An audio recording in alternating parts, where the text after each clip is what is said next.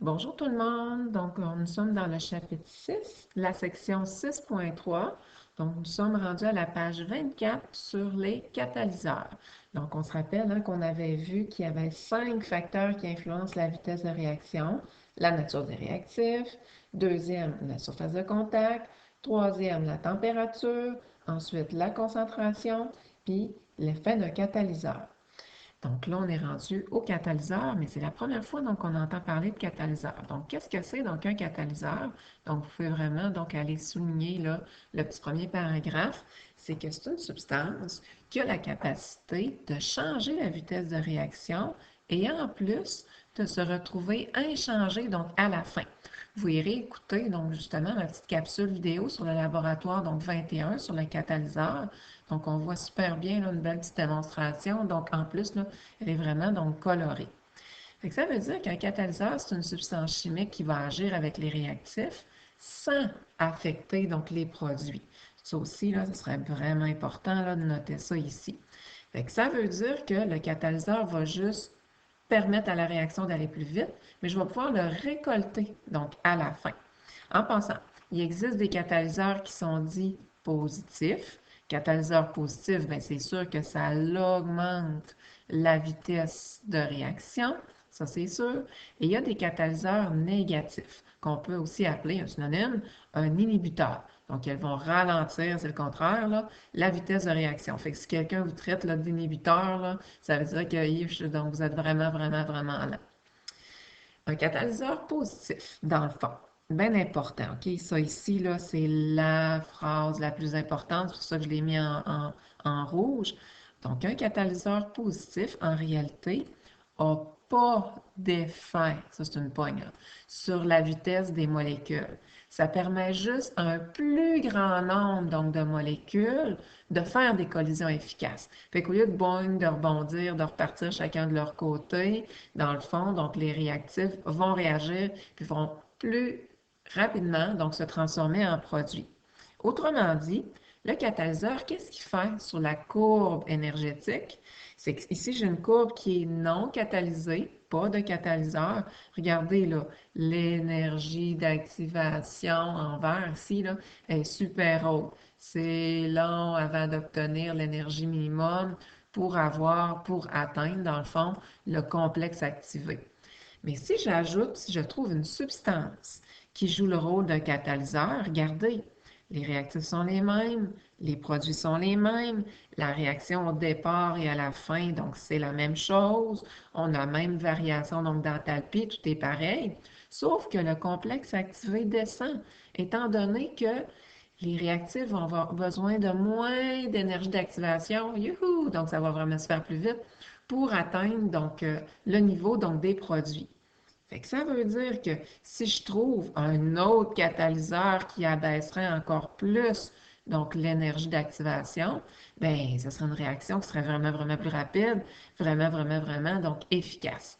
Un catalyseur négatif, qu'est-ce que ça ferait? C'est que, oh mon Dieu, ça augmenterait donc l'énergie donc d'activation. Ça se peut donc qu'on désire donc ralentir donc la vitesse de réaction donc aussi. Et un catalyseur, c'est une substance qui, par test, qui, par logique, parce qu'il n'y a pas d'interaction ni avec les réactifs ni avec les produits, donc va être utilisée pour, dans le fond, jouer avec la vitesse de réaction. Et en plus, c'est super économique parce qu'à la fin, je peux le ramasser, je peux le réutiliser, donc à l'infini. Dans le fond, la petite explication, là, comment marche un catalyseur? Là, c'en est une, parce qu'il existe plusieurs types donc, de catalyseurs. Donc, on suppose que certaines molécules donc, adhèrent à la surface, dans le fond, du catalyseur. Le catalyseur, dans le fond, il serait comme une petite plateforme où est-ce que les réactifs donc, pourraient donc réagir. Ça leur permettrait là, finalement d'avoir une place pour se rencontrer. Puis, ils pourraient plus facilement, ces réactifs-là, réagir, donc les uns avec les autres, se frapper, entrer en collision, former des collisions, là, finalement, donc efficaces. Les catalyseurs vont s'unir un petit peu donc aux réactifs pour former des composés ou des ions instables ou des produits donc intermédiaires qui feraient en sorte que, on pourrait là, vraiment avoir une transformation de réactif à produit vraiment rapidement. Si on s'en va donc à la page 25, donc maintenant, fait qu'un catalyseur, on peut aller souligner ça, permet à une réaction de se dérouler, donc suivant un mécanisme, donc dans le fond, qui est spécial, en abaissant donc l'énergie d'activation. Fait que l'énergie d'activation, donc, elle est moins grande.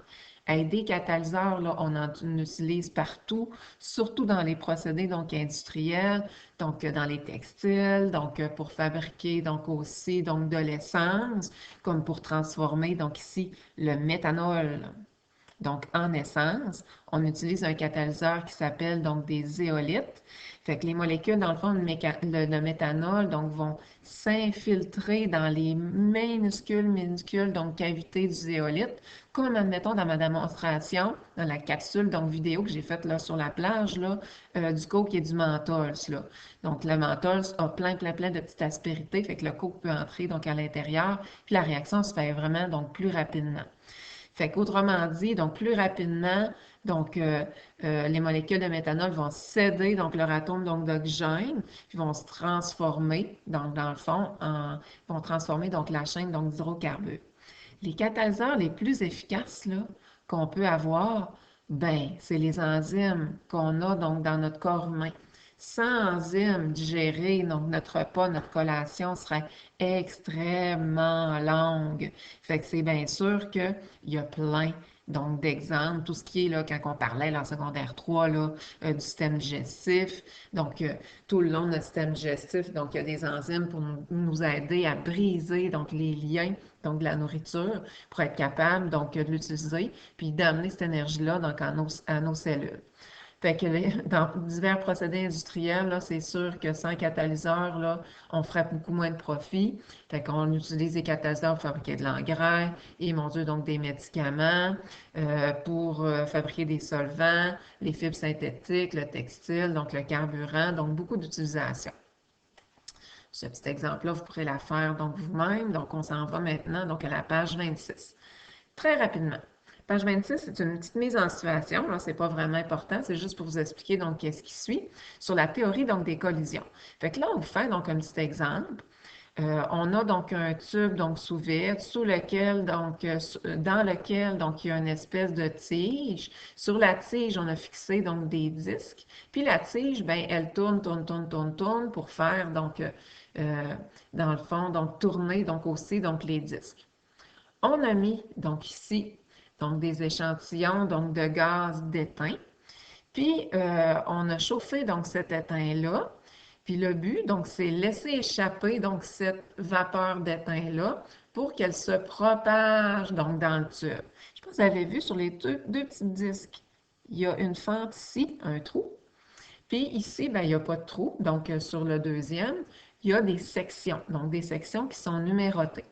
Fait qu'on voulait savoir si toutes les particules vont à la même vitesse. Bien, c'est sûr que non, c'est comme sur l'autoroute. Donc, lorsque finalement, donc les autos donc, se déplacent donc, sur l'autoroute, tentative de dessiner donc, une petite auto, ça ressemble plus à un camion. Bien, justement, les camions sur l'autoroute, même si la limite donc permise est de 100, bien, des fois, ils vont un petit peu moins vite, les motos vont un petit peu plus vite, mais tu sais, tout le monde donc, suit donc, la circulation. Fait que c'est la même chose, donc avec des réactifs, comme ici, donc nos particules d'étain. Il y en a que, ils vont mener, donc, dans le fond, donc le troupeau, donc ils vont aller vraiment plus vite. Il y en a d'autres qui vont être plus lents, comme vous quand vous faites donc des examens. Puis la majorité, donc, vont aller à la même vitesse. Fait qu'est-ce qui s'est passé? C'est que les particules d'étain sont évaporées, puis là, ils sont fixés. Le disque en tournant, ben là, puis il y en a qui ont réussi donc à traverser, puis ils vont se déposer les plus rapides sur la section numéro 1, les moins rapides sur la section numéro 2, puis les très lents, ben, vont aller se fixer, dans le fond, sur donc, le dernier disque. On a mis ça.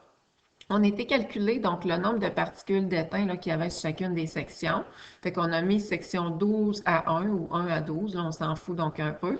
Fait que ça, c'est le nombre de particules d'étain dans chacune des sections. Ça forme la courbe de distribution finalement donc de Boltzmann. Fait que c'est une représentation, dans le fond, donc graphique, qui nous démontre la répartition de la masse d'étain dans les sections, puis ça nous indique que la vitesse donc, des particules varie si je garde tout le temps les autres facteurs constants. C'est comme que je vous disais, lorsque je veux savoir si mon examen donc est bon, je peux former donc une courbe comme ça ici. Il y aurait ceux qui auraient 0, ceux qui ont 100, puis la majorité du monde aurait la même note, donc la note finalement moyenne aux alentours de 70%. Si tous mes élèves ont 0, ben là, mon examen a un problème, donc il est trop dur. Si tous les élèves donc ont 100, ben là, mon examen donc est vraiment trop facile. En tout cas, vous seriez content, mais tu sais, c'est pas le but là, de l'opération. L'autre côté, donc avec cette courbe-là, je vais en venir à ça ici pour vous expliquer comment que ça marche, donc au niveau graphique, les catalyseurs. Regardez bien, on a la courbe qu'on est habitué de voir là, dans les anciens chapitres, l'énergie en fonction de la progression de réaction. J'ai une petite énergie d'activation. Au début, j'ai mes réactifs. À la fin, j'ai mes produits. J'ai mon complexe activé, là, comme ça ici, donc c'est A. Puis j'ai ma variation d'enthalpie. Ça, c'est ma nouvelle courbe. Donc, on peut aller écrire new, donc nouvelle courbe. Oh mon Dieu! Tentative donc d'écrire donc avec ma souris, comme ça ici. Donc, ma nouvelle courbe de distribution de Boltzmann. Regardez bien qu'est-ce qu'on va faire donc avec ces deux courbes-là qui se trouvent donc un petit peu donc plus basses. On va prendre cette courbe-ci, on va la laisser intacte. On va la mettre là. Et la deuxième courbe, elle qu'on vient là, de parler, de faire une petite mise en situation avec, on va la prendre, mais on va y faire une petite rotation. Tout simplement pour que l'axe des X ici se trouve là et mon axe des Y donc, se trouve finalement donc ici. Juste pour vous montrer, regardez bien. Lorsque mes réactifs se transforment en produits, il faut une certaine donc, énergie d'activation. L'énergie d'activation correspond à l'énergie minimum que doit atteindre mes réactifs pour réussir donc, à se transformer en produit. Et regardez comment il n'y en a pas beaucoup là. En dessous de la courbe, là, ça représente les molécules qui ont réussi à se transformer donc, en produit. Il n'y en a pas bien, là. Fait que, dans le fond, à retenir, c'est que mon énergie minimum est égale à mon énergie d'activation. On s'en va donc à la page 28. Page 28, là, c'est qu'on va reprendre tous nos facteurs, puis on va les expliquer avec l'aide de la nouvelle courbe qu'on a appris, la courbe de distribution de Boltzmann. Fait que là, vous allez pouvoir sortir donc un crayon de couleur. Donc, si vous êtes en train donc de dessiner donc sur des feuilles, on a la courbe de départ donc qui est en noir, puis on va avoir donc la courbe qu'on lui a fait subir donc un changement finalement donc de température. Bon, on le sait que une élévation de température, ça augmente donc l'énergie cinétique, fait que ce qui fait en sorte qu'il va y avoir plus de collisions efficaces, fait que c'est sûr que la vitesse donc va être un petit peu plus élevée. On remarque avec cette courbe-là du nombre de molécules en fonction de l'énergie cinétique, la courbe que je viens de vous expliquer avec la mise en situation, que lorsqu'on augmente la température, gros T, ben, ma courbe subit une translation vers la droite. Regardez bien, ma courbe noire, là, je fais juste la déplacer, déplacer, déplacer, la translater, dans le fond, vers la droite. Ah, ben ça veut dire que si on a la barrière ici de l'énergie, rajoutez ça, minimum, ben ça veut dire que comparativement à avant, il y avait seulement ces petites particules-là qui réussissaient donc à dépasser donc, la barrière donc, énergétique. Si la courbe est tassée, hein, ben, j'en ai vraiment, vraiment plus là, de zones sous la courbe. En passant, ça ici, là, ça devrait être en rouge, donc pour ma courbe. Oh boy! Fait qu'est-ce qu'on retient? C'est qu'une augmentation de la température translate, c'est sûr, donc ma courbe vers la droite. Fait que ça permet à un plus grand nombre de réactifs de réagir. Donc, c'est sûr que ça veut dire que la vitesse donc augmente. La concentration maintenant. Qu'est-ce que ça fait sur la courbe? Donc, on a notre courbe de base, donc qui est en noir. Ici, on a notre énergie, donc minimum de base, qui correspond, c'est sûr, à l'énergie, donc d'activation, donc qu'on doit fournir. Donc, c'est vraiment donc la même chose. On sait que lorsqu'on augmente la concentration, bien, la vitesse de réaction augmente parce qu'il y a plus de molécules. Fait que s'il y a plus de molécules, bien, ça veut dire que les collisions efficaces vont en avoir plus dans un court laps de temps, dans un même laps de temps. Comment expliquer ça? Avec la courbe de distribution du nombre de molécules de réactifs donc, qui réagit en fonction de l'énergie cinétique. Dans ce cas-ci, un peu là, comme en haut avec la température, c'est qu'une augmentation de concentration va faire translater la courbe vers le haut, va déplacer la courbe en noir, là, elle se déplace, comme ici, là, en rouge, là, donc elle est translatée donc, vers le haut. Fait qu'au départ, il y avait seulement cette quantité-là, donc de particules sous la courbe qui réussissaient à se transformer dans le fond ou atteindre l'énergie donc minimum. Et étant donné que la courbe est translatée vers le haut, ça permet à un plus grand nombre de réactifs de réagir. Donc, augmentation donc de la vitesse. On finit donc avec le catalyseur. Qu'est-ce qui se passe donc avec le catalyseur? Donc, ça va vous donner là, finalement donc une idée. Fait effet de catalyseur, on avait dit quand on rajoute un catalyseur, au lieu d'avoir une grande énergie d'activation, puis un complexe activé qui est vraiment haut, bien, avec un catalyseur, la courbe, elle est moins haute. Le complexe activé, donc, est moins haut parce que l'énergie d'activation, donc, demandée, est moindre. Regardez bien qu'est-ce qu'on a fait, donc, avec nos graphiques, là, celui-là là, qu'on avait, donc, tourné.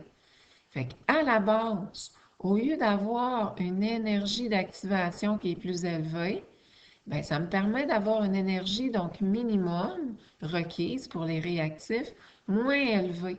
Fait qu'au lieu d'avoir seulement ceux-là ici qui réussissent à se transformer donc en réactifs, ben j'en ai beaucoup plus. Imaginez si je réussis à me trouver un catalyseur qui abaisserait vraiment donc l'énergie donc minimum.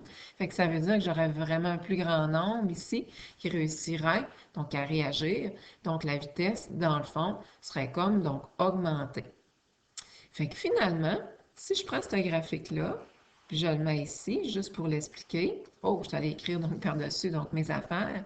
Un catalyseur positif va déplacer donc la courbe vers la gauche, puis un catalyseur négatif, donc un inhibiteur, va déplacer la courbe vers la droite. Fait que, mon Dieu, comme si, admettons que ça serait donc ma note de passage là, qui serait à 90, il n'y en aurait pas beaucoup d'élèves qui réussiraient donc mon cours.